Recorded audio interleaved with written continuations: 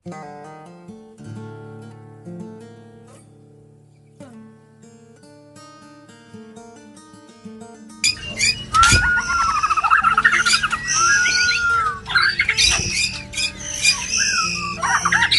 berjumpa lagi sahabat Kicau Mania. Jumpa di channel Om Santi tentang anis merah dan murai batu. Nah, ini sedikit sekilas perjalanan dari murai batu yang saya kirim ataupun saya hibahkan kepada salah seorang teman yang kenal lewat channel dan kini menjadi sahabat baik, yang sempat mengambil dua terah berbeda dari murai batu hasil silangan seri F Om Santi. Nah, dari dua terah ini sudah memasuki ke seri F4. Nah, tentu saja banyak pertanyaan dari beberapa teman yang mengatakan bahwa seri F itu rata-rata ngembung.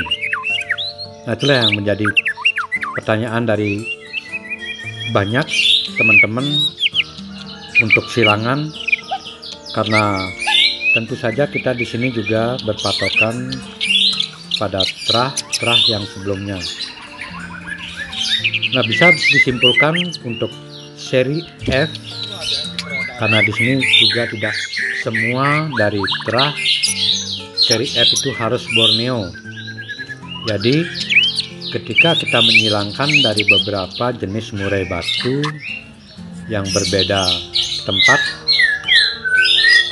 itu adalah silangan yang bisa disebut dengan seri F.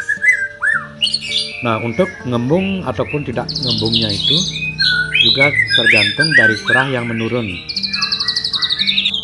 Karena rata-rata terah dari Om Santi yang memasuki seri F4 ngembungnya sedikit ataupun kadang-kadang tidak kelihatan, terkecuali dalam keadaan baru naik birahinya bisa melihat ada ngembung di bagian dada, tetapi setelah keluar fighternya kadang-kadang ngembungnya hilang.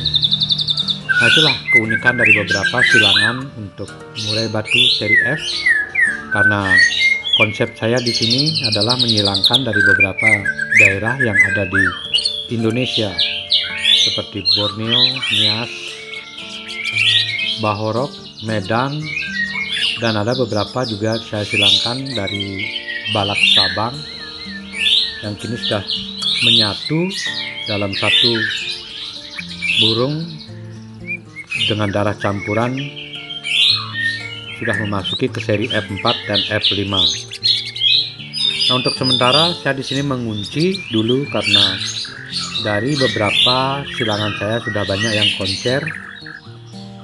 Untuk sementara saya mengunci dengan mencetak murai batu silangan di titik seri F4 dan F5. Nah, ini sebelum saya kirimkan sekitar tahun lalu 2021, dua silangan yang berbeda, yaitu yang di kiri yang di kanan berbeda indukan, tetapi ada yang dominan ke Medan dan ada yang dominan ke Nias. Nah, seperti yang kita lihat di sini, yang di sebelah kanan lebih agresif. Itu adalah silangan yang saya punya sekarang dan saya pertahankan karena dari sekian anakannya ataupun terahnya menurun, 90% konser di lapangan dan pernah meraih prestasi. Kemudian untuk yang di sebelah kiri juga itu adalah silangan yang dominan ke Borneo. Badannya kelihatan lebih gede ataupun bodinya, postur badannya agak besar, motif ekor tebal, paruh tebal, dan mata besar. Tentu saja untuk kedua silangan ini mempunyai keistimewaan, yaitu pada volume yang di atas rata-rata. Nah, karena saya juga menseleksi ataupun mengeluarkan beberapa silangan yang kemudian tidak saya lanjutkan lagi ketika volumenya tipis, saya ganti dengan silangan yang tentu juga dari hasil yang saya tekuni untuk melakukan inovasi, karena dalam mencetak murai di sini tentu kita tidak mencetak asal-asalan. Tentu saja yang kita lanjutkan adalah volume yang utama, karena sebagian besar burung yang mewah kalau volumenya tipis maka tidak akan dilirik ataupun tidak akan kelihatan menonjol ketika melontarkan tembakan-tembakan di dalam gantangan karena volumenya tipis. Nah, untuk gaya tarung di sini juga saya menjamin untuk gaya tarung dari silangan Om Shanti. Kemudian untuk ekor di sini saya tidak menjamin, karena ada beberapa yang ekornya pendek ataupun ekornya panjang, semua tergantung dari terah yang menurun. Untuk ekor di sini rata-rata dari silangan saya di bawah 20 cm, dan ada juga yang melebihi 20 cm, itu pun tidak terlalu banyak, karena tentu saja dalam silangan di sini juga saya menanamkan terah semi import ketika burung sudah memasuki di silangan yang ketiga, sehingga ada beberapa hasil silangan yang memiliki ekor panjang. Nah, untuk gaya tarung sahabat kicauannya bisa lihat di sini.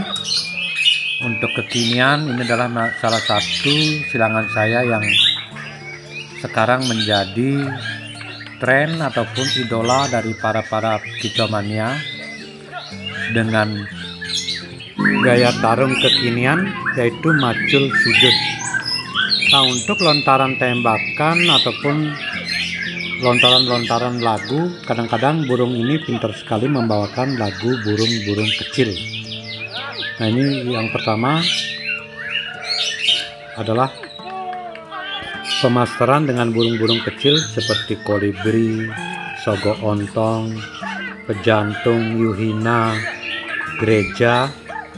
Itu adalah modal awal ataupun modal utama untuk burung bisa memompa ataupun menyimpan tenaga untuk melontarkan tembak-tembakan seperti yang panjang-panjang, cililin, tengkek, ataupun kapas tembak.